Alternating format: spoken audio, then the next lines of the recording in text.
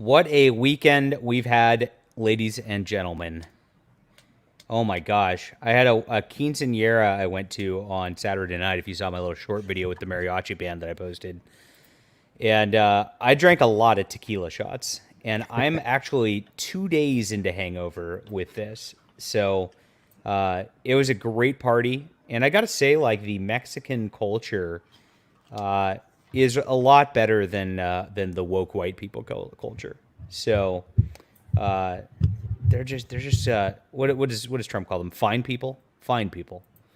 So that's what I'm into is that lots of good times, and of course we had the release of Doctor Strange and the Descent into Satanic Madness, which I made a video of this morning, and I hope you'll check out also. But I am joined today by my guests, J.E. Finney, Peter Bradley, and of course, your favorite host, the leading Hispanic voice in science fiction for the top 50 science fiction novels of all time.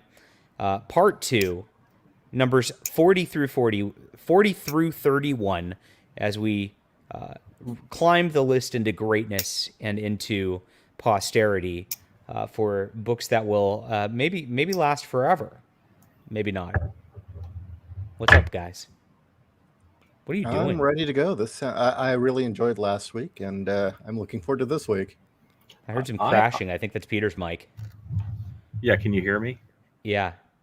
Okay. Hey, yeah, I was saying I really am looking forward to Jay Ishiro pontificating on his selections because they're eclectic and good. You never saw part 1? Well, it's still... I actually, like, for last week's stream, didn't take it down. Usually I take down my live streams and put them unlisted because the YouTube algorithm doesn't like long videos. And so I do that. But you keep crashing over there, Peter. Are you all right? You're moving Okay, stuff. what's crashing? I think it's your mic. Do you not have a mic stand? Are you holding it or something? No. Oh, okay. weird. I won't touch it. Okay. Okay. I'm like, wow, that's a lot of background noise. So that's up. So if you go look, I actually labeled it. I've got like top lists like on my YouTube channel there, and it's there for number 50 through 41. JEC, welcome. Spirit Scar, welcome. Is Finney going to keep pretending manga is literature? Woo, that's a hot take to start the channel. Jeez. Spirit Scar. You want to take it outside? I mean, seriously. It's going to be a step up this week with no comic books or Star Trek literature. There's no comic books nor Star Trek literature on this week's list. I can confirm this.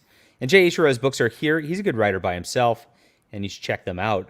Most definitely. I've enjoyed his graphic novels and can confirm they're great. Toy Bounty Hunters, welcome to the show. Crimson, welcome to the show. Arturo, welcome to the show. Hit the like button, leave comments, get us going, get the algorithm happy.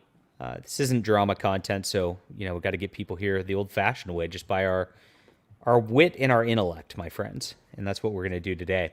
I'm going to shill real quick. I've got 3 things to shill. The first thing is going to be Overmind, my science fiction. It's going to be a graphic novel and novel combo.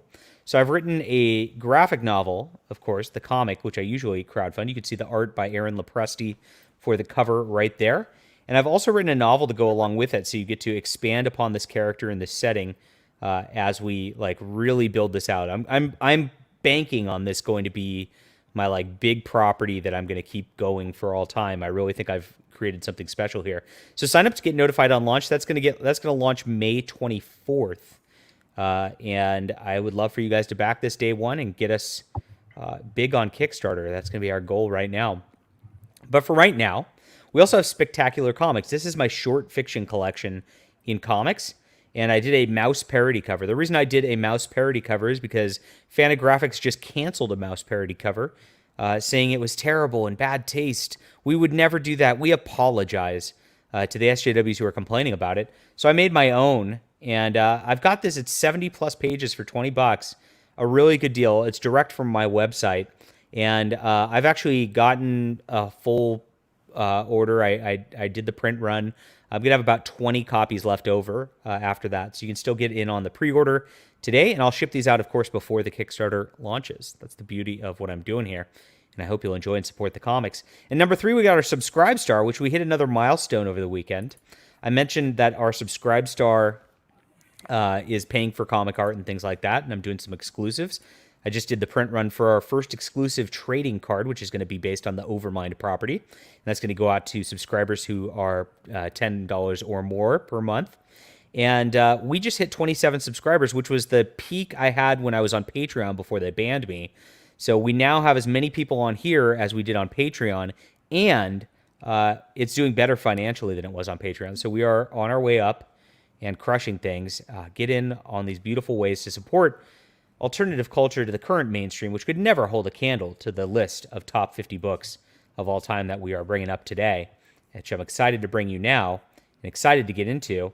I like Peter's choice for number 40. It is somebody I often hail as one of my favorite authors, if not my favorite author. And we'll start here. Yeah, thanks, John. Basically, I got done with my list and I said, I don't have any Poul Anderson. What's wrong with me? What is wrong with you? What is wrong with me? So, what's wrong with all of us? I don't know if anybody else has any Poul Anderson on their list. I don't. I have 3 Poul Anderson novels on my list. Oh, yes. You rock, John. You rock. I know. So I decided there's a lot of good Poul Anderson, but this one has always kind of stuck with me for 2 reasons.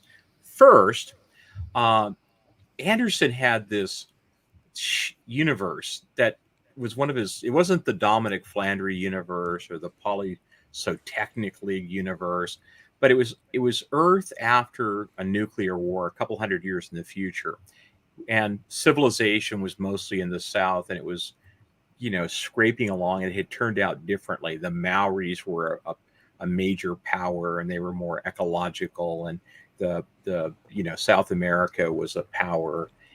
And this type of thing. And this one here was set in the Pacific Northwest, where society had redeveloped around lodges like the Elks and the Moose and the Rotarians and whoever. And the plan here is, this is after the nuclear war, which is timely for us today. How are they going to rebuild? I mean, you've used most of the resources, and how are we going to escape Earth and do better? And so they use the Orion project, which is using nuclear bombs to propel a ship, real technology. And of course, they're doing this, and the rest of the world is just horrified that they would dare to do this. So this is a good story because of the setting, and it's probably more intrigue, and there's a hopefulness about it that humanity will persevere. It's an excellent book. I don't know if it's going to stand the test of time. I suspect it's going to be one of those books that people have forgotten, will forget. But if you're ever doing a Poul Anderson deep search, this is a book to put on your list. I've not read this one. I'm slowly going through his catalog over the course of things. I've probably read, maybe 30 of his novels, but he was prolific. So there's a lot of source material to go through, and this will be on the list at some point for sure. Well, and this is obscure, and there's other stories set in the same universe, and you'll kind of stumble across them, and then you'll realize, oh, that's what this is. I don't wonder if Gene Roddenberry owned a copy. Interesting. Sure sounds like it. For what, Earth 1999 or Earth 2 or whatever it was? No. The backstory to Star Trek was after a nuclear war, Earth was all bombed out, and this one visionary gets them to space, and that's what changes everything. Oh, that's interesting. Good. That's point. true. Yeah. Well, point. You know what? I was going to make the comment. There was. I don't think that's that crazy of a concept that's that out there, though. I only say that because Roddenberry robbed Pulp Fiction, Pulp Sci-Fi blind. I mean, so many of his ideas got lifted directly from Heinlein, by the way, such as apparently a lot of Starfleet was directly influenced by, I think, Space Cadet. Interesting. I can see that. Yeah. Well, this is an after the blow up story, after a nuclear war. And I was thinking, I mentioned one book last week and about it, and I forgot, but that was a major topic back in the 60s and 70s, less so recently. And you wonder, I'm just amazed at the cavalier attitude that we're dealing with in going toe to toe with Russia over the Ukraine. I'm wondering, whatever happened to the peace movement? People forgot about it, Yeah. Yeah, it's bizarre. Well, you see, what happened is once hating Russia became useful for the left, they became pro-war. Shiro, perhaps you're my son. I just don't know who you just didn't meet your mother. Well, Ishi, you got your number 40 here.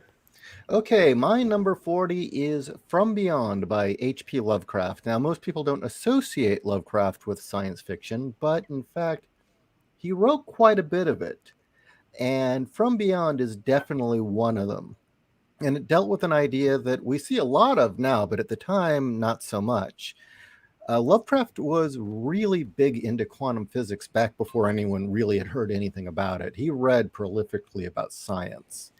And From Beyond starts as kind of a typical mad scientist story, and this guy's kind of disappeared. Somebody comes to his door looking for him because he's been missing from the university. He gets there, the guy's lost his mind, and he's built this machine. And the machine allows human perception to alter by shifting wavelengths and seeing realities that are just beyond our perception. And that is the premise of the story, is the device, he turns the device on and you start experiencing the aspects of reality that humanity can't otherwise perceive or interact with. Cool. And, which I said is now a very common idea. Back then it wasn't so much. Number 40 might garner me some respect on the list here for my own, which is Eric John Stark, Outlaw of Mars by Leah Brackett. Now, the whole Eric John Stark series is just phenomenally wonderful, and our friend from Kursova Publishing actually did a wonderful illustrated edition of it a few years back, which you might be able to find. But this is, this is Leah Brackett's kind of John Carter of Mars in a way. It's different, and it feels a lot more modern than the Edgar Rice Burroughs stuff, even though it was written I think in the late 40s, early 50s. So just great stuff. You got a guy who's an outlaw on a planet of warlords, a dying civilization, and it's just a cool rip roaring action adventure, which you'll find a lot of that on my list. So this is my number 40. Well, that is just absolute pulpy goodness. Yes. I don't know that I've ever read it, but it's a quick read. You should. Oh, sure. It is a total Barsoom ripoff. But the other interesting thing is that, I mean, obviously you put this on the list so that you could achieve your minimum requirement of female authors, right? Of course, this was a diversity only pick. reason that would be on there. Yeah. I mean, Lee Brackett was a well-known writer. I just did a quick search. The Long Tomorrow is considered something of a classic. And she was, I believe, I don't want to misgender the poor woman, but a female writer in the 1950s when such things didn't exist. Supposedly. Never existed. Exactly. I have another female writer from that time period, actually, that makes the list also. So, and what's great about her is, as badly as the feminists continually want to claim her, she's repeatedly been quoted saying, "Oh, no, I was welcomed. I never had any problem." Yeah. It was all completely fake. This, like, women were oppressed in the industry, minorities are oppressed in the industry. It never happened. This is science fiction is a cerebral sort of thing anyway. And so when people say that, like, it just, like, it never occurs. Everybody's been pretty welcome up until recently, when it's just been that conservatives and Christians are not welcome. That's the modern development. Those are the only people who've been attempted to be shoved out of science fiction for who they are, sadly. Brackett was a great writer, and so was C.L. Moore. Probably she was the better half of the Lewis Paget writing team. I agree. C.L. Moore is great. And I have, but there's another writer who's a wonderful woman from that time period again, but but I'm not going to spoil it. We'll wait till we get to that point on the list. For now, we're going to get to number 39 from Peter Bradley here. Okay, so this is one of my more modern picks, modern as in 1988. However, I did just read this within the last year.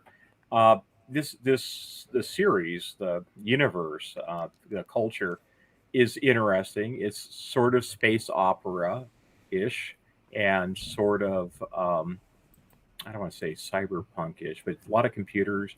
So civilization is part human, but mostly controlled by AIs rather, and it's a stab at a socialist utopia, and yet the socialist utopia that they live in with wealth and everybody is well mannered, things like that, it is really kind of boring. And I don't think that's the message of the book, but the real action happens on the fringes where the culture bumps up against other ruder empires and systems and whatever. But it's well written. It is space opera, big ideas, huge ships with billions of people on board comprise the leading element of where people are found in the culture. I'm not sure the culture is actually human culture. It may be a completely different alien race. He's really unclear about that. He has mega structures where you have something sort of like the ring world, but which is a vast lake out circling a sun. I mean, it's good, big think science fiction and really enjoyable and well done. I've only read 2 or 3 of the culture stories, and I've liked them so far. Awesome. Great pick right there. Speaking of great picks, we have Ishii's number 39. There are some books that just must be read because their inception was genre defining. They were the first and one of the best, and this is one of them, The Time Machine. As John has said many, many times in the past, this created an entire subgenre of science fiction. And if someone else had been the defining book, I think our time travel stories would look very, very different. Mm-hmm. But it was very clever in that he had used it as a framing device to tell the idea of a future history of humanity from the perspective of, well, a person of the era. Hence, time travel. Genius. Awesome. Yeah, I look at this. I have it on my list higher. Me too. This is more of the spinach of science fiction, if you would. It's not going to be for everyone. It's certainly, I don't think it's a page turner by any means. I found myself really enjoying the book when I read it, though. Like I really had a great time with this book. I think even though it's really old, like I found, I don't know, there was something just fun about it. I don't know. Oh, okay. Well, I just, maybe the age when you read it, if you're assigned it in middle school, maybe you go, well, this is kind of a chore, but you have to read it if you're gonna be a real science fiction fan. You have to read it, and you might be like John and actually enjoy it a lot. My number 39 is actually a very modern book, and this is Cartwright's Cavaliers by Mark Wandrei. Now, Mark Wandrei and Chris Kennedy actually really started this blowing off the doors of independent publishing by making such a successful series here that it just, dozens of writers actually came to write in this series, myself included, in short story form.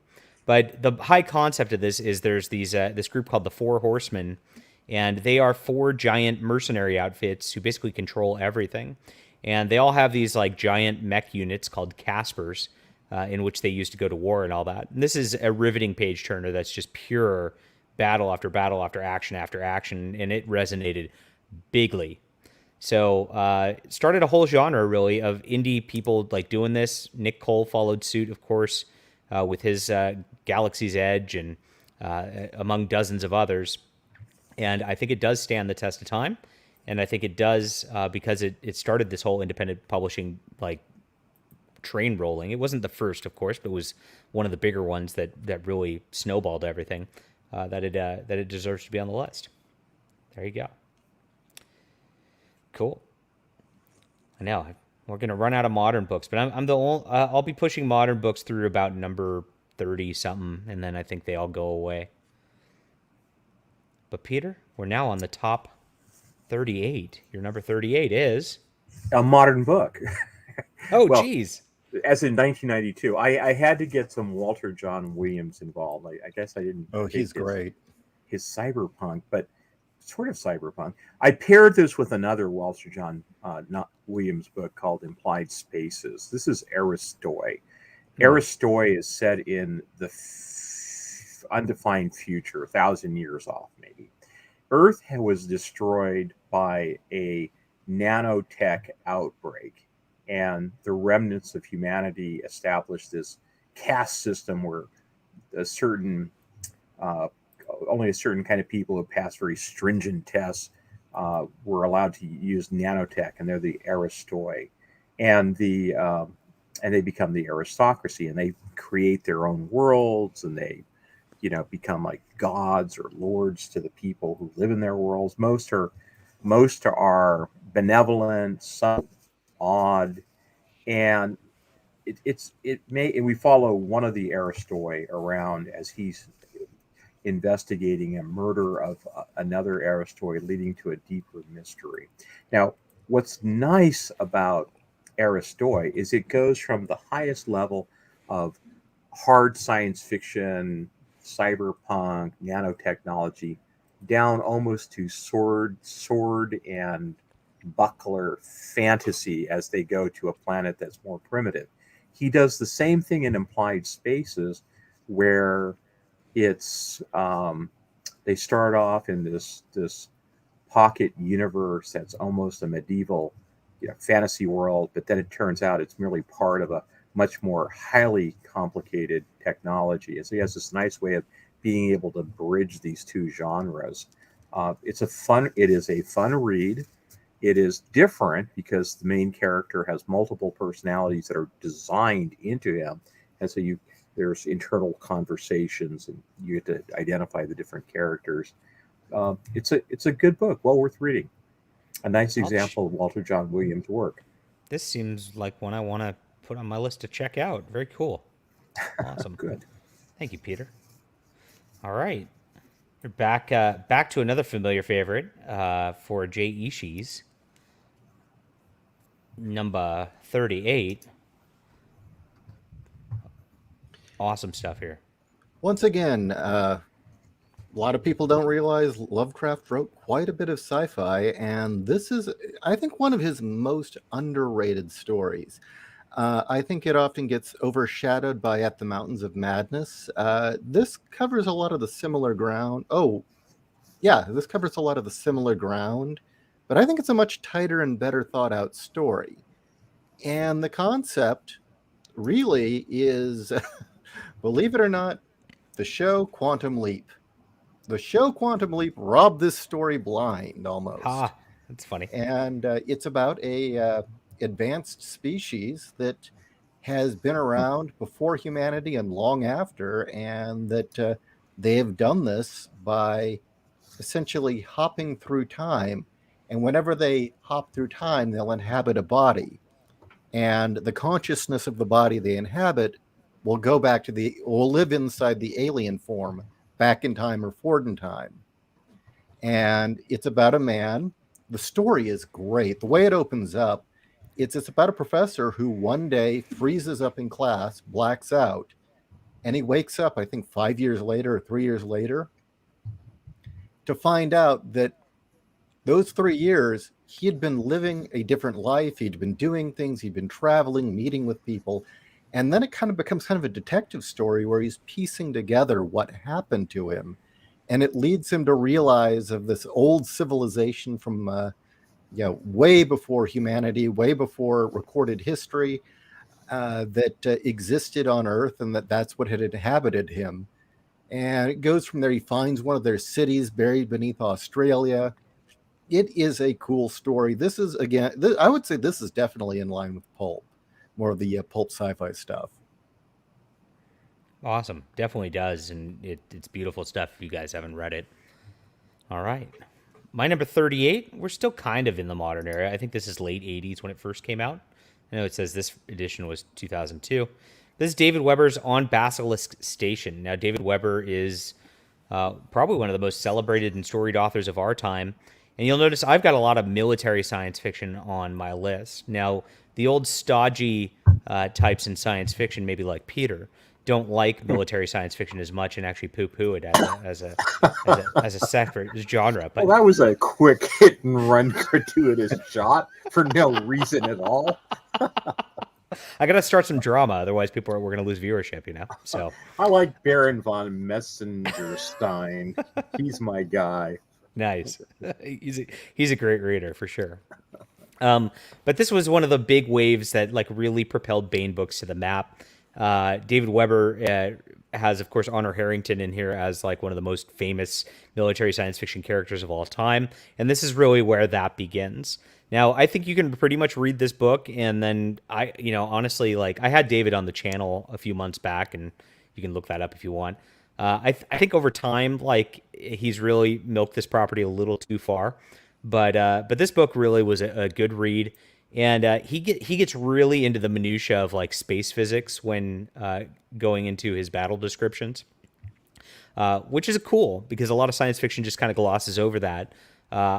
I kind of glossed over it when I was reading it. I'm not going to lie. That's not my favorite part of things. But this does set up a really cool universe with a really cool like future history that is definitely worth reading for any science fiction fan. That's it. On to number 37 on our list with Peter's pick. I have to see what it is. Oh, Singularity Sky by Charles Stross. Okay, I'm a Charles Stross fan. And, I'm really, one of the commenters here mentioned that Walter John Williams is a conservative Trump supporter. I'm really glad to see that. I'm glad too. I just added the guy on Facebook because you said that, so thank you. You know what? Actually, that explains why, despite writing one of the definitive cyberpunk novels and one of the best, they never let him in the club. Yeah.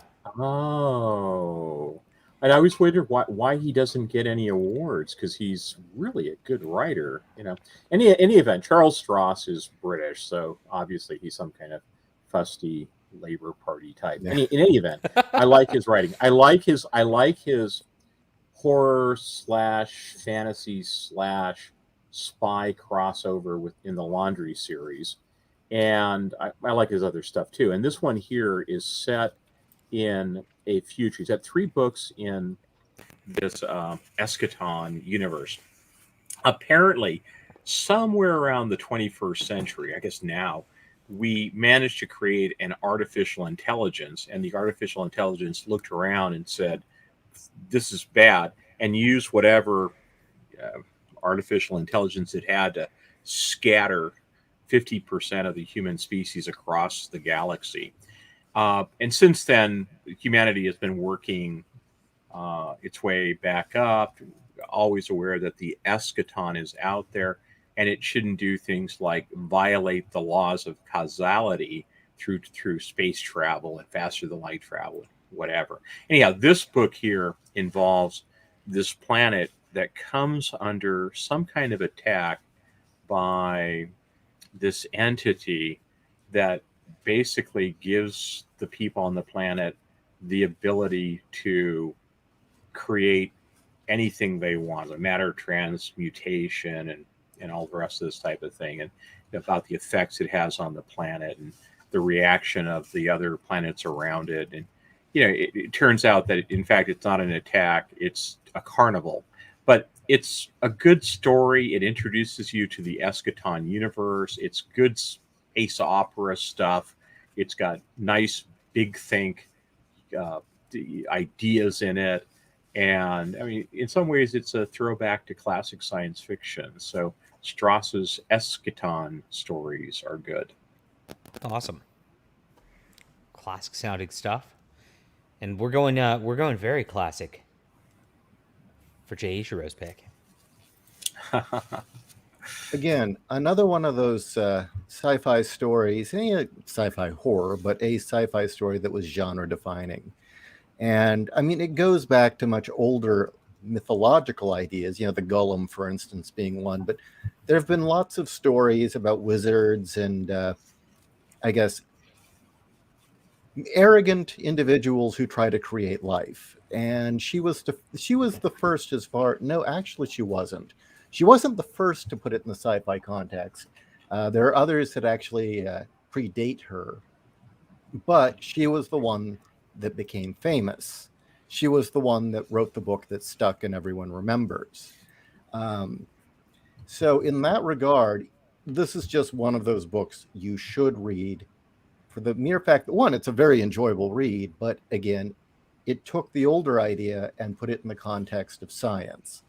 And what you're given in Mary Shelley is very different than what we saw in the movies.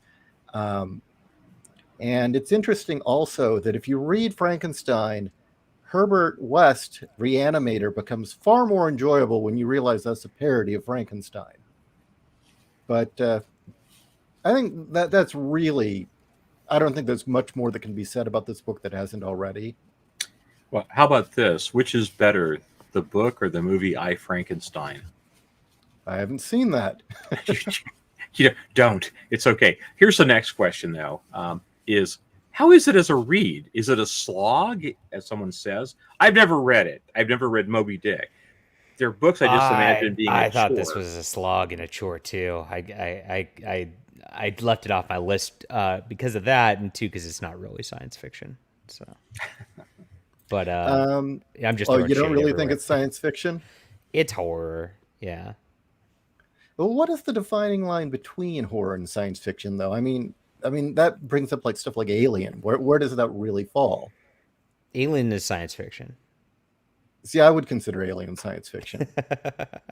I think Frankenstein. Okay, conventionally, I would say Frankenstein is not science fiction, but it really is, because you have a scientist and he's doing scientific experiments, and also it lets us claim a woman as a founder of science fiction, which even though she's not. Who is so? Who is the founder of science fiction? You're not very opinionated, Jay Ishiro.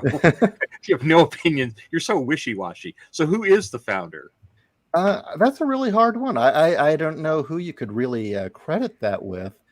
But when I was saying, for instance, she was not the first to do this kind of story, E.T.A. Hoffman did a story.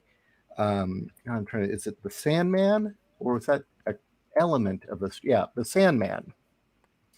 And it involves it's less of a horror story, but The Sandman's a story within a story, but it features a character who creates a clockwork girl to replace his daughter. And this predates Frankenstein by a number of years. So if Frankenstein's sci-fi, then clearly E.T.A. Hoffman's The Sandman is sci-fi. And so then I guess that just shoots down that a woman created science fiction, doesn't it? That it does, but this is why I don't even count this as sci-fi, because I think it just opens a can of worms to calling everything sci-fi, and I just don't agree with that. That's all. There's the drama, everybody. So would you consider a story about a man who wants to replace his daughter because he's lamenting her loss and creates a clockwork girl that looks just like her, who acts just like her? Sci-fi? Science fiction. Yeah. I don't know. That's there's a weird dividing line, but I having read this, it feels more horror than, I don't know how to. There's no way to describe this stuff. It's just the feel, Oh, it definitely is written in a gothic horror tone. Yeah, that's not even a question. So it's like pornography. You know when John Delarose sees it. Correct. I know it when I see it, and it should be banned. All right. My number 37, I think we're on. Yep. Is The Ember War by Richard Fox. Now, I do have a little bit of bias in this, as I've done the comic book adaptation of this, so I'm so intimately familiar with this universe that I, kind of wrote in it. But this is a classic humanity is getting the world blown up. They have to try to survive. There's an alien invasion.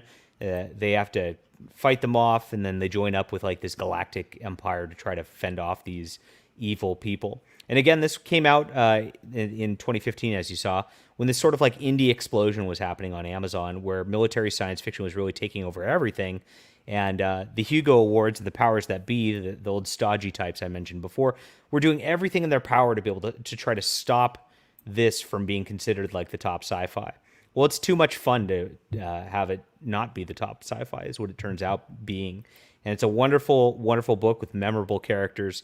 And Richard Fox did a fantastic job with this. And of course, his follow-up series also with his book, The Iron Dragoons, which is amazing. So, you remember Heinlein, Robert Heinlein, peace be upon him, was always, or comments were always being made about Starship Troopers, which really is one of the great science fiction stories of all time.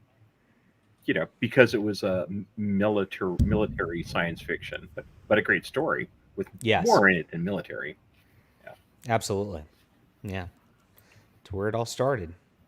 But now we're going to number 36 with Peter's choice. Crystal Rain. Okay, so this is one I discovered recently. I'm sure everybody else has known about it for decades. And I'd say this is more modern.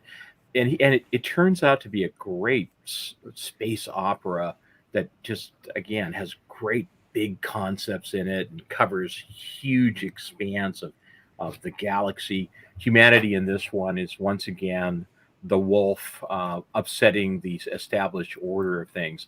This story starts on a planet whose name I frankly forget. And the planet was colonized by two people, Jamaicans, and some group that wanted to pattern themselves on the Mayans with full human sacrifice. So these are two disparate cultures indeed. And this planet was cut off from intergalactic communications somehow, and it's kind of existed as its own.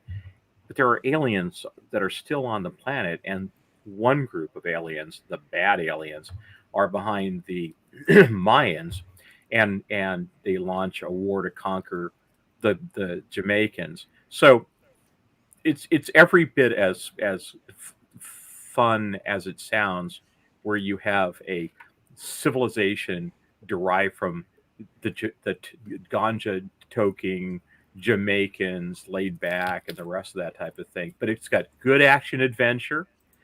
It's got some great characters in it, and it's just great fun. So Tobias Buckell with his Jamaican space empire stories. I'm going to pass on this guy because he's higher up in SIFWA right now, and I cannot separate art from artist at this juncture. I'm sorry. These people screwed with me. You're allowed to do that. Okay. Ishii, number 46. 46. High on the classics right now. This is not loading, but I can't help that. Why isn't it? All right. Well, that's a little odd. Yeah. My number 46 is The Island of Dr. Moreau. Yet another genre-defining book.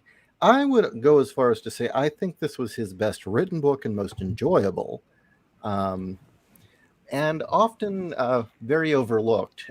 Clearly, again, it's another one of those books that really helped define the idea of genetic engineering as a theme in sci-fi. Another mad scientist story as well. But that alone makes it a must-read. That just, if you want to understand the roots of sci-fi, this is one of those books you need to read. I think it's also very interesting, though, because it's a window into the thinking of leftism and socialists of his era around the turn of the century. Because the overall theme is eugenics. And a lot of people don't realize that. It's also the idea that savages will always be savages unless you civilize them. And the moment you remove the civilizing, they go back to being animals. Oh, boy. So in a sense, one, it's good from an influential standpoint of knowing about sci-fi and this genre of genetically engineered, species, but then also it's a kind of a peek into what the progressives really are all about and where they came from. Well, nice. And that was the era for eugenics and the forced sterilization of poor people, and not just minorities, racial minorities, and otherwise. But you were a burden on society. You were getting clipped. Yeah, and we're getting back there again with all of our weird medical experiments we're running on people across the world these days. It's I think someone needs to do their own version of Island of Dr. Moreau, but it's trans people. Oh boy. What is the law? No gender. Jeez. That's hilarious. My number 36 is the granddaddy of space opera. And of course, I'm big into space opera and science fiction. And this is E.E. Doc Smith's Triplanetary. And this this sets up the whole stage for the Lensman series, where you've got the Arisians and the Adorians at war with each other forever, and humanity kind of gets caught in the middle of this, and finally starts to interact with these ancient alien races. Babylon 5 lifted so much from this series, and people don't really know that. So if you missed that, if you saw that series in the 90s and were really into it like I was, a lot of that sort of Shadows and Vorlon's war comes from this directly. So really good stuff. This is a classic. And I think it does get better when you read the whole series rather than just Triplanetary, which makes it a little different. It's always difficult to parse that kind of thing. But this is a must read for any science fiction fan. Again, pure pulp goodness. You're just waiting for a male from the line of kinsmen to marry a girl with tawny flecked eyes, if I remember that correctly. Yes. But great stuff. And especially in this one, when you go through the history of rise and fall and disasters, and just waiting to finally get to Kim Kinnison.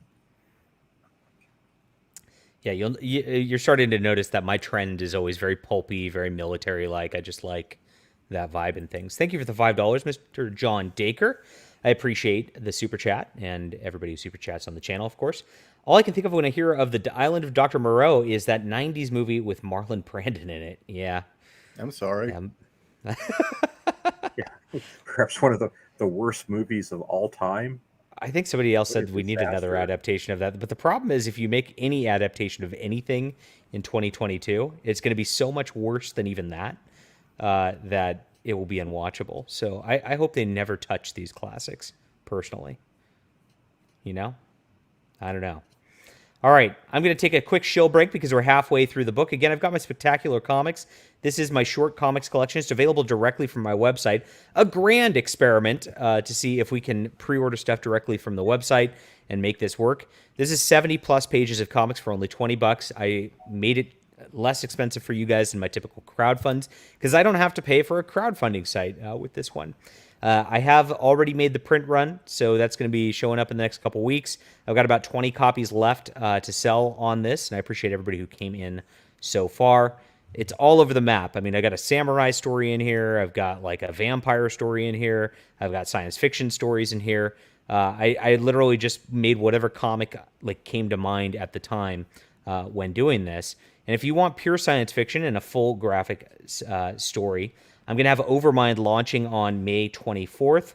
This is going to be my big, epic, sweeping science fiction universe that's going to span both novels and comics. This is going to have a novel and a comic attached to it so that both of my sets of readers can get in on this. If you like books, just get the book. If you like comics, just get the comic. If you're in for the whole universe, you can do that too. And it's going to be a lot of fun and has some beautiful, beautiful art to it. It's poignant. I made a poignant story that I think is going to resonate with people for the long term. Sign up on here. You just click to notify for launch, and this will be launching May 24th. Thank you, everybody. All right, number 35.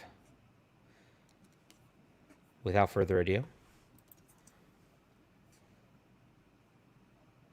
Okay, so The Last Policeman it was published between 2012 and 2019. It's a trilogy. And, I don't know if it really deserves to be in the best 50, but I liked it. I like the setting. The Earth is facing an oncoming planet-killing comet.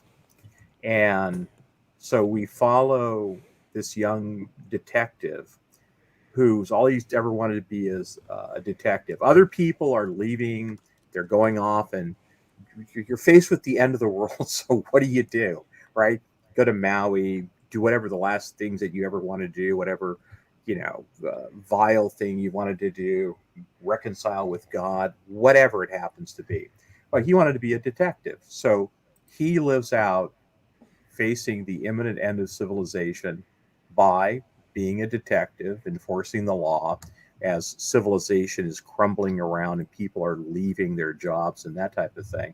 I thought it was a thought-provoking story, and it was a mystery. There was a mystery involved here. So it's a mystery set in the face of an oncoming apocalypse. It's not going to be for everyone. It's not a cheery, uplifting read, but it's a nice book. Yeah, no, absolutely. Because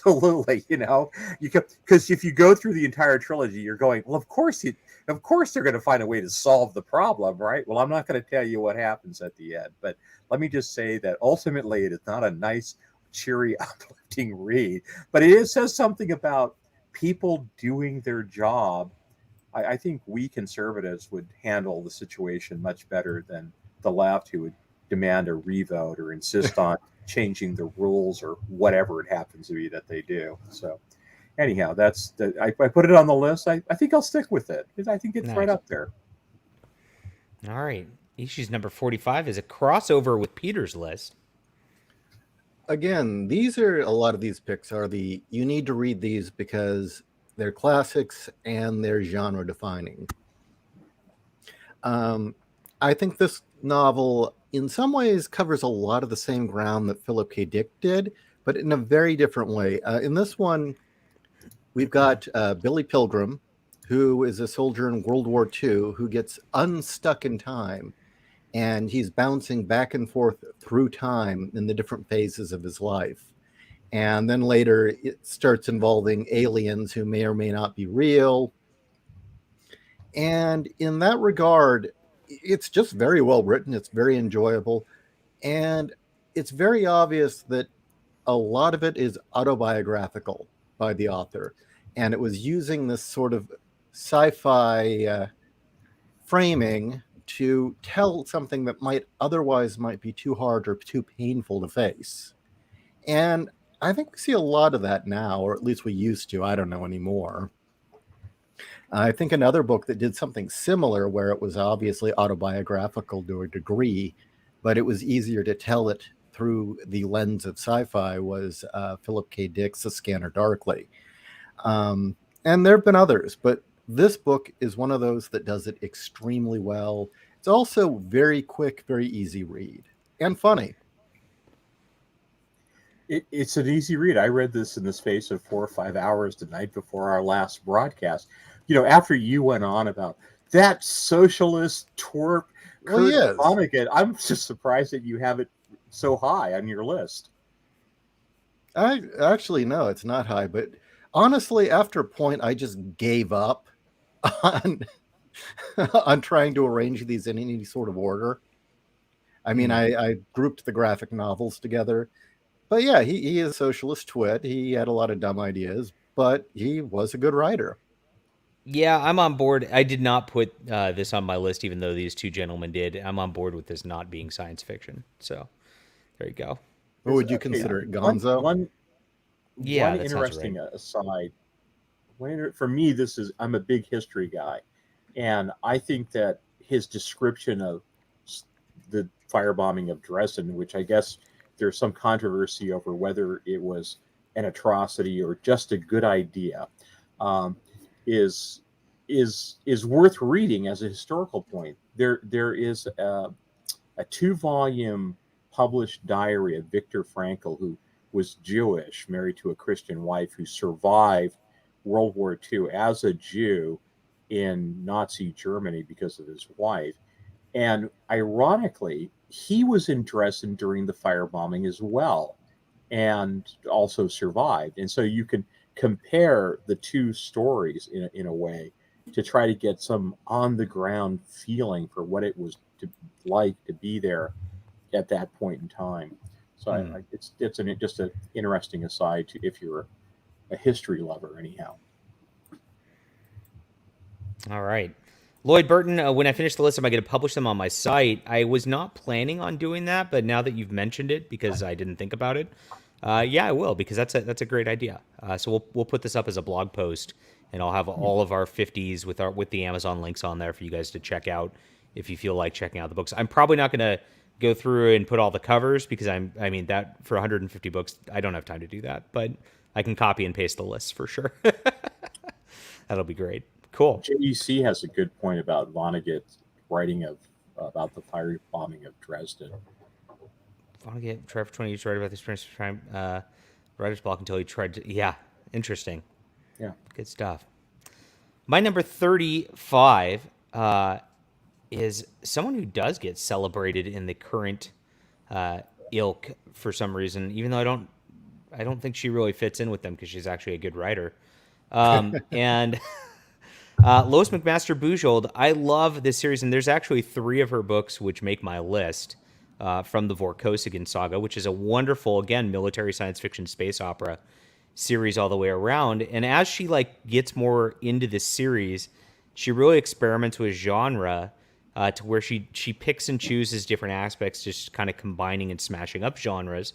And in this portion of the series, which gets towards the end where, the newer one, she doesn't even, you could tell she's phoning those in, doesn't want to write them. This is really maybe the last good one. And she wrote a gothic romance in Komar before this with a science fiction backdrop with interesting science fiction mystery in it. And in this one, she wrote a romantic comedy in science fiction. So she did both of those with this. This is the romantic comedy. I chose the comedy because it's a little more uplifting. And I'm always about feeling good and uplifting. And so this is a civil campaign. This is one of the best science fiction romances ever to be written, 100%. It does help if you have read a few of the Miles Vorkosigan books first, because I think you care about him as a character and want him to succeed a little more in his romantic endeavors by this point. But the writing's really crisp. There's a lot of great humor in this that just make that actual laugh out loud. I don't think that's legal anymore in 2022, and just good stuff from Lois Bujold. All right, number 34.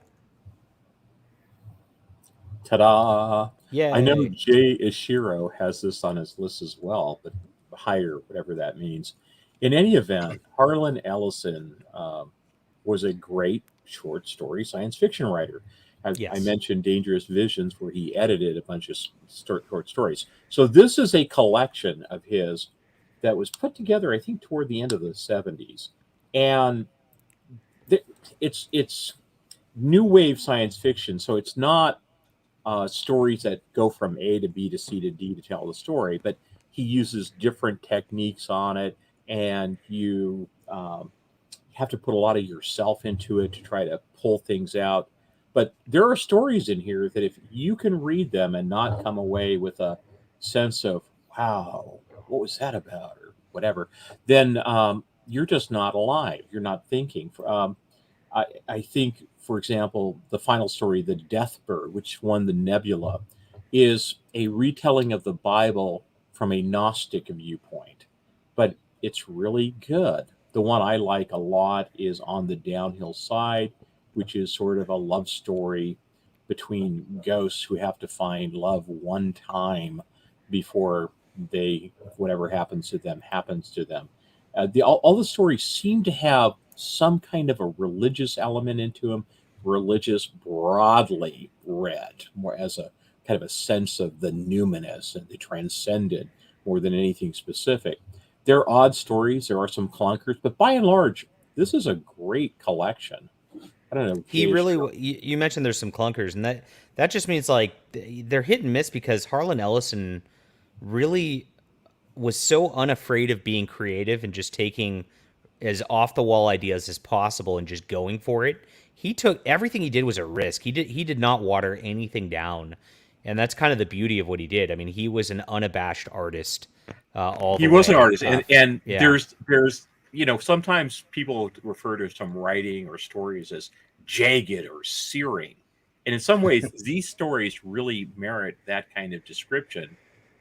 But again, it's new wave. This stuff would have been conservatives would have, like me maybe back at the time, would have went cluck cluck.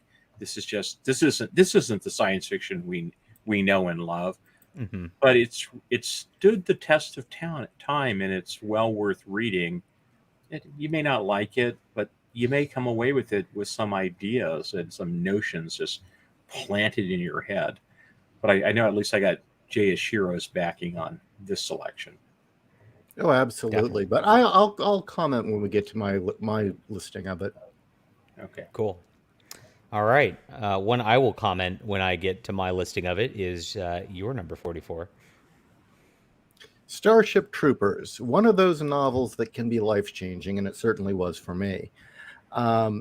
Is it Heinlein's best story? No, absolutely not. He's written better stories. But is it one of his greatest? Without question. Frankly, I would give this to every teenage boy. Every teenage boy needs to read this book. I wish I'd read it earlier in life. As an action adventure story, it delivers. As a coming of age story, it absolutely delivers. And as a piece of fiction that is also political, it manages to do it in a way that is not obnoxious or annoying. And it portrays a vision of actually a very positive vision of a future for humanity, just not in those usual leftist utopian ways, which is why it's often pegged as being fascist, which it absolutely is not. Child. Anything, what? Child. It is fascist. You should get Starship Repo by Patrick S. Tomlinson, child. Shit. Is that really a book? Oh, yeah. Seriously. Starship it is. Repo? Yes. God, that guy's a hack. I know. Sorry to interrupt you, but I had to. No, it's just that guy is such a hack. Yes. Oh man, so he's like funny. The kind of person that aspires to be Scalzi, but just has failed miserably. Oof, aspiring to be Scalzi. Imagine. Yeah. Jeez, this is a beautiful book. You can't speak highly enough of it. Yeah, so. It's a beautiful book with great ideas. I mean, this country would be so much better off if we limited the vote to people who served in the military, without a doubt. I like to always bring up how influential novels can be. And this is another one that, if anything, it's important because of just how much influence it had. Did you know that Mobile Suit Gundam was directly inspired by it? And so much so that the Gundams are called mobile suits because of the mobile infantry. I shit you not. I'm trying to, there were a few others where, just about every power armor story out there in some way owes a lot of credit to this book. All right. I'm going to bet Peter right now $5 that he's not going to guess my C.J. Cherryh novel that I'm picking for my number 34. Oh, it's going to be one of her Kith stories. The ones with the lion-like creatures, Revenge of the Kith, or Chinur's Pride. That's what it's going to be. That's not it. That's not it. No. Did I sound convincing? You sounded very convincing. I was like, wow, you've really dialed me in. But no, I picked Writer at the Gate. And that's fantasy. I'm not giving science you $5. fiction. How is it? It's science fiction. It's a colonists on a planet story where they've lost technology. Sorry. Oh, okay. But all the alien life on this planet is telepathically connected, except for the humans that live there. And it just causes problems, and everybody starts to go crazy over the course of this, except for people who can. And it's a chick, so of course it's about horses. People who can it always is. I like horses though. Telepathically connect with these like horses, and this one guy becomes like a writer who can like just basically stave off the madness here. The reason I really like this is just because the way that Cherryh writes in this, you're so viscerally, emotionally into that madness. Like, I read this 20 years ago, and I still feel it. Like, I remember the feeling of reading it, and that's, as an artist, that's the most important thing I think you can do is communicate feeling. And she did that masterfully with the way she handled language, with the way she handled telepathy with these alien species. They felt very alien. They felt kind of crazy. Yeah, found the book that James Cameron ripped off for Avatar. Absolutely. Except for this is not Dances with Wolves in Space. It has its own plot. So I'm beginning to worry about you. I'm really beginning to worry about what you're revealing on your choices.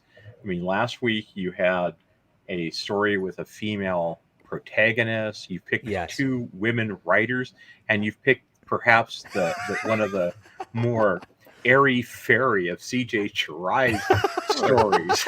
I think airy fairy.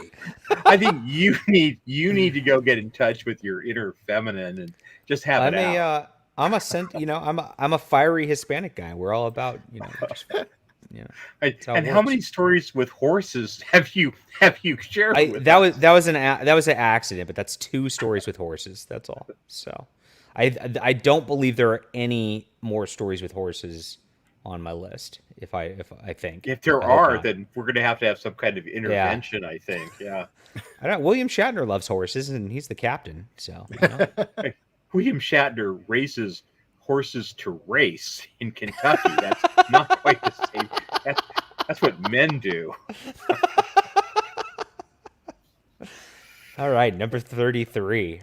I love that book. I think you guys are shitty. That's all. The Stars, My Destination. Okay, Alfred Bester. Great writer. I don't know if he's forgotten. If I had to do a quick poll on your readers here, I wonder how many know Bester. Well, I can do a poll right now. Finny knows Bester. Do you know Bester? Did you know who Bester is? Yes, no. Okay, so ask your community. We're going to find out. So I did. I actually attempted to read one Bester book once, and I couldn't finish it. It was not this book. It was what's his telepathy book? Demolished Man. Demolished Man. I couldn't get through it. Now go back and read it, because this one is good. This one here is basically the Count of Monte Cristo in space. So it's somebody discovered teleportation and is real, and so society completely changes because people can teleport, and that just changes everything: immigration laws, ability to, prevent crimes, et cetera, and the future is a big divide between rich and poor. There's a war in space, and there's Gully Foyle, who is abandoned on a ship in a war in space, and he claws his way up to the elite, looking for revenge on the people who abandoned him. And so it's kind of a revenge story. But Bester has a light way. It's humorous. It's exciting. Action, adventure, big ideas. Ultimately, is it science fiction, though? Teleportation. Well, he treats it as a scientific fact, so we're going to say yes. The Demolished Man, same kind of story, except this time it's telepathy. And that's a good murder mystery. So you should check it out. Again, okay. Give it another shot. Give it another shot. Do you think I'd like this book better, or do you think I'd like that book better? Try this one. Try this one first. Destination is his classic. Yeah. Okay, I'll try it. Darth Kilhoun, thank you for the $2 super chat. I appreciate it. Veterans should only write. Agreed. Army gang here. Yeah, I appreciate having a fellow military science fiction friend in the chat. It's great. That's right. Alfred Bester was the name of a character on Babylon 5. Yeah, he got named after, of course, Alfred Bester. Mm-hmm. All right, we're on the number 33 right now of the top 50 science fiction novels of all time. with myself, the leading Hispanic voice in science fiction, if you're new here. Cherryh Finney, who's a wonderful author, publisher, and he runs a beautiful YouTube channel about writing also. And Peter Bradley, who's an Amazon top 500 reviewer and the greatest attorney in science fiction. Does Bester have any books with horses? Wow. I think there are some in The Demolished Man, actually. Interesting. Here's Cherryh's books. All right, and here's your number 33 choice of all time. Another Power Armor book, and I felt if I was going to talk about Starship Troopers, which was juvenilia and definitely aimed towards a younger audience, let's talk about the hardcore Power Armor story to end all Power Armor stories, and that is John Stakely's Armor. Now, I have mixed opinions about this book because I feel it's really two books, and the first half, the first story in it is just incredible. I mean, it is harsh. It is in the middle of combat. It is, I don't know, some of the best combat writing I've ever read. Yeah, you want a Power Armor story, this is the one to read. The second story is kind of about, they find the armor and there's this kind of learning about the man who was the pilot of it. I liked it okay, but the first story in it, the first half, was just one of the best war stories I'd ever read, just hands down. All right, cool. Well, I'm interested in reading that. I like great combat, of course. So, and if anyone's wondering, the list. John Carpenter's Vampires was based on a story by Stakely as well. Interesting. Cool. My number 33. If you're gonna make fun of me for this, Peter, it's all then you're a heretic, and I'll kick you off the show. This is going to be Out of the Silent Planet by Mr. C.S. Lewis. Now, C.S. Lewis science fiction. This is science fiction. What? How? They literally take a rocket ship into space and go to Venus. Okay. I'll give it to you. You're okay. Right.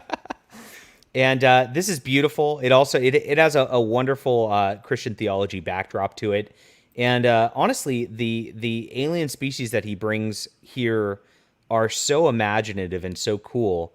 It's really such a like different ball game than anything you get in modern times. I just feel like everything's a ripoff these days. But this is he has really cool aliens in this, and the theology is wonderful. I plowed through this trilogy so fast I couldn't put it down. I thought it was exciting, action packed. Of course, it just feels like that sort of Edgar Rice Burroughs kind of romp back in the day, which of course you've noticed I like that sort of thing on my list too. And wonderful stuff. And exactly, it has a fucking rocket ship. Shut up, Peter. So. Yeah, but really it's an extended allegory for Genesis, but okay, and original sin. I know, but you can have a science fiction allegory for original sin. I wrote a science fiction allegory for the Crusades and the second coming of Christ and all that, and that's called Justified. And it's a science fiction. So there you go. Probably That Hideous Strength. What's the one at the end one where they have the reanimated heads?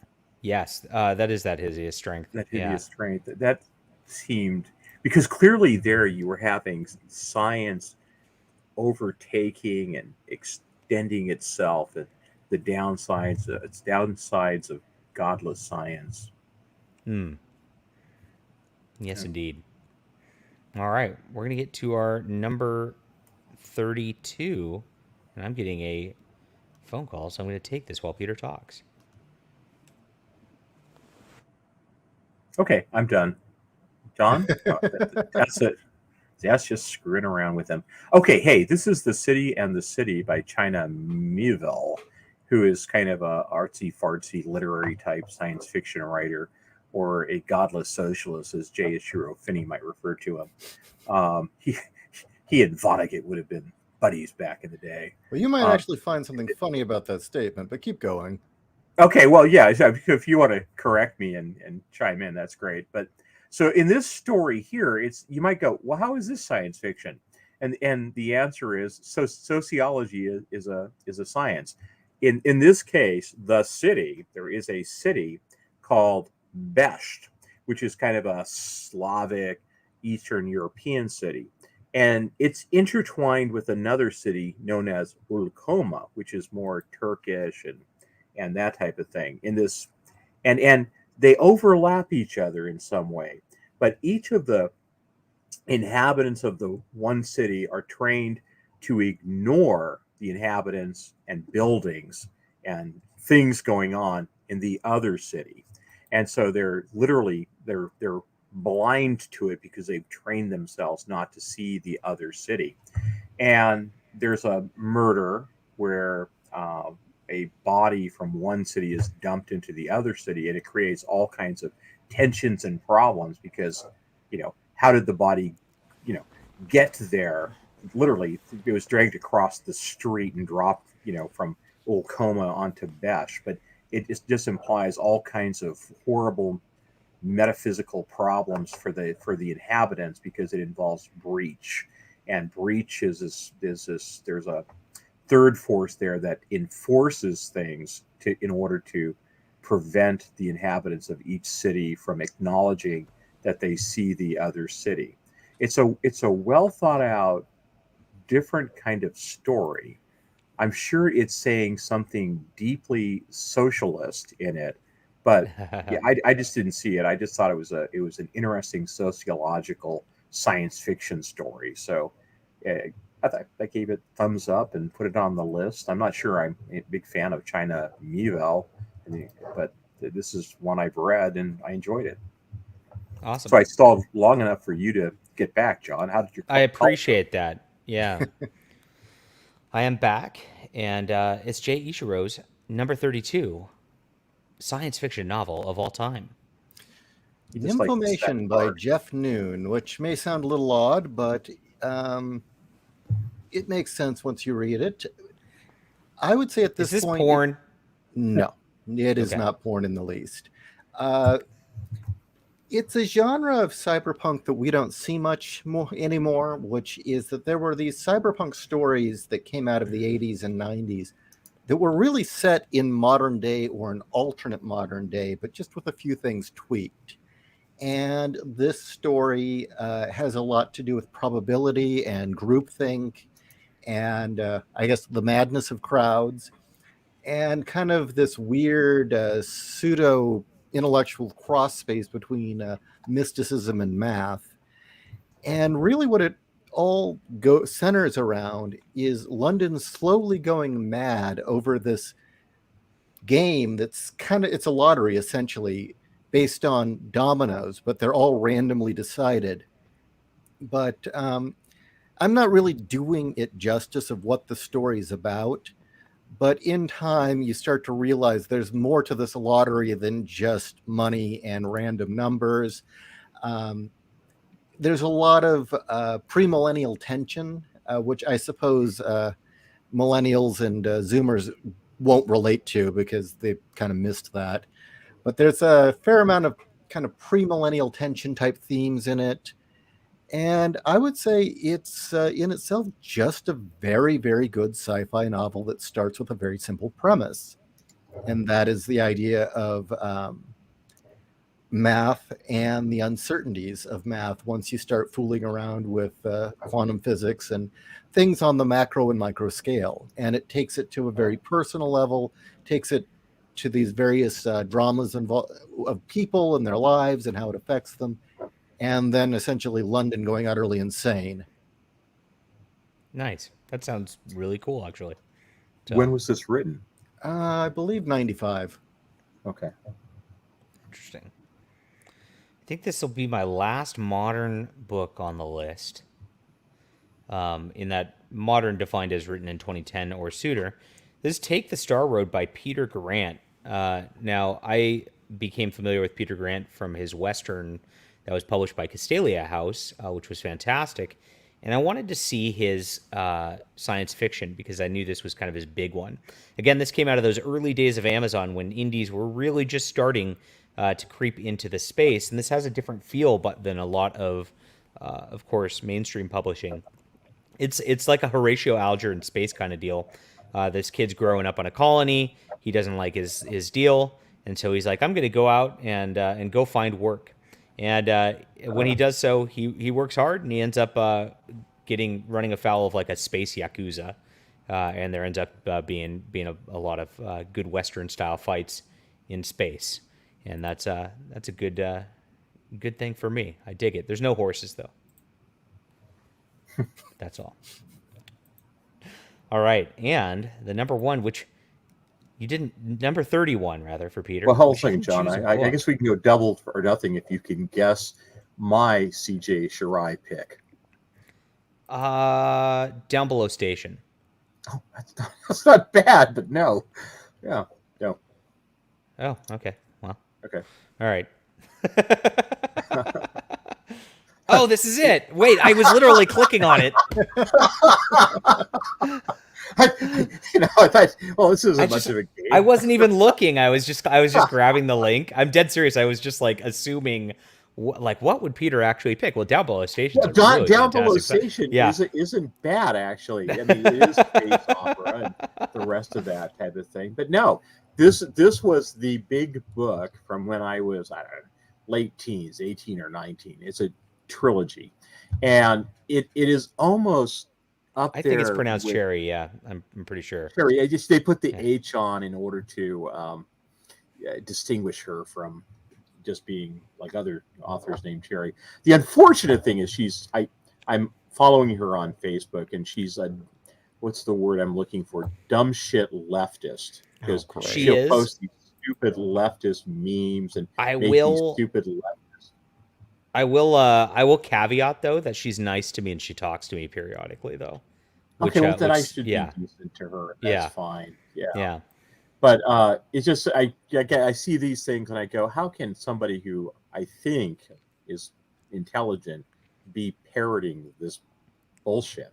But okay, this story though was written in the late 70s, and it's almost got Dune-like taste to it and flavor. And Dune is one of those stories where you read it and you start thinking like a Fremen, and you're just captivated by this alien culture that you kind of sink into it if you like the story.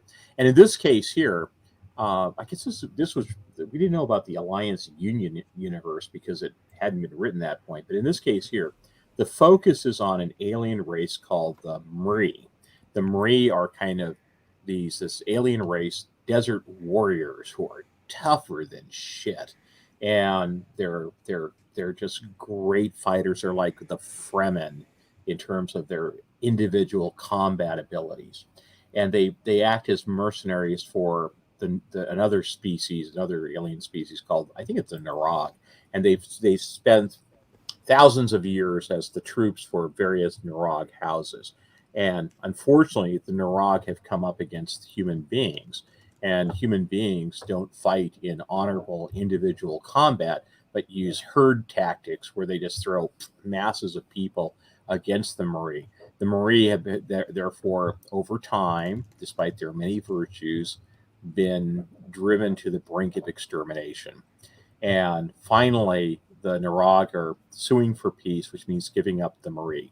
And a character comes in whose human character is somehow embedded within the last remaining Mree and has to learn the Mree ways. And it's sort of like what you're saying, John. She has the ability to put you in the minds of, she really does, creatures and alien species, and this book has that in spade. And you get done with book one and you start thinking it would not be honorable to suffer the whatever it happens to be, and the stories build up and show you this alien culture, and you get really enraptured by it. It's not a lot of action adventure, although every story kind of ends on an action adventure note. But this was the book. Well, actually, that's not true. The Gates stories, the Gates of Ivrael, and which has a horse and is a fantasy story, really put her on the map. But this one put her on the science fiction map. Yeah, it's good stuff. She's an amazing author. I mean, part of it she's crazed because I think she's a lesbian or something, so she's got the whole identity politics thing going. But the difference between like the writers in the 70s and 80s and early 90s and now is you could have a crazy leftist, I feel like, and yet still they could be a good writer. And now there's no good writing involved whatsoever. It's just pure nutty politics, and it's sad that they went that direction. Actually, maybe Human's point about sci-fi take on The Last Samurai might be right. That might really be right. Of course, The Last Samurai was done 30 years after this story, so same basic concept. Interesting. All right, Ishii's number 31 of all time. We're getting to the end of the list for this week, my friends. George Alec Effinger. When Gravity Fails is part of a trilogy of cyberpunk novels he wrote, I believe, in the mid-'80s. And it is another one of the thing is there was a ton of cyberpunk written throughout the 80s, and most of it was either mediocre, derivative, or bad. Plenty of it was entertaining, but very little of it would be anything you would say stood out and really was special and something worth holding on to. And this is one of the books that really did take the concept in a very unique direction. It's set in a distant future where the West has fallen apart because it never stopped using oil. And I mean, we're talking, I think this is like 2,500. And it's set in Iran. And Iran is this bizarre pseudo-Islamic dystopian.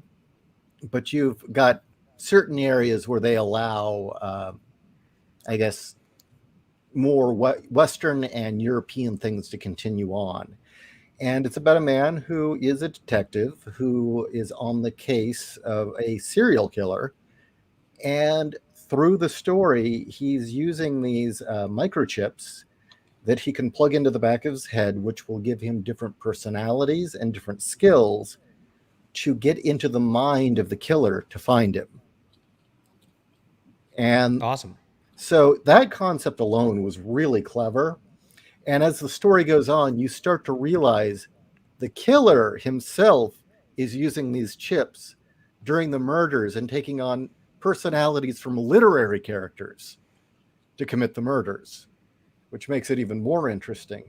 And then the Islamic thing is just, it's primarily background, but it's also our character has to continually maneuver all the bizarre Islamic Sharia bullshit that's in that culture and just how strict and bizarre it is. Interesting. That's cool. And no, the Muslims aren't the heroes in the story. They're very much the villains. All right. My number 31, you've probably been waiting for a book by this author, if you know me very well, is The Golden Age by Mr. John C. Wright. This is considered by most to be his best book and magnum opus if you've read through all of his work. And it's a sci-fi sort of space opera deal where thousands of years in the future, everybody's kind of got superpowers and lives for thousands of years, and we have this like totally utopian society that's wonderful and been stable forever. And it turns out that, they're controlling people beneath the surface, and our main character kind of gets awakened towards that. And once he starts peeling back the layers of corruption, you see it, you can't unsee it, and he has to go through and, of course, be the hero in the whole deal. So you get this in 2020. It's kind of like taking the red pill and waking up, and that's what the character does here. I don't know that that's an allegory for that in 2002. Maybe it is. Maybe it's an allegory for John C. Wright's conversion to Christianity, where he just like once he saw evil in the world. It gave him a different outlook on everything that was going on, and he extrapolated that. I don't know. I'm just speculating myself. I didn't ask him about this. But brilliant book. Wright does an amazing world building, as he always does, with intense detail that has made him one of the better authors of our time. And this I think is his best. And is this a modern book? 2002? I don't know. Oh, yeah. You think modern at this point? That's 20 years ago, my friends. So anything written after 1990 is modern. After 1990 is modern is the cutoff at this point. Is that true? I don't know. We're dealing with an entire generation who thinks that history began in 2000. That's true. Yeah.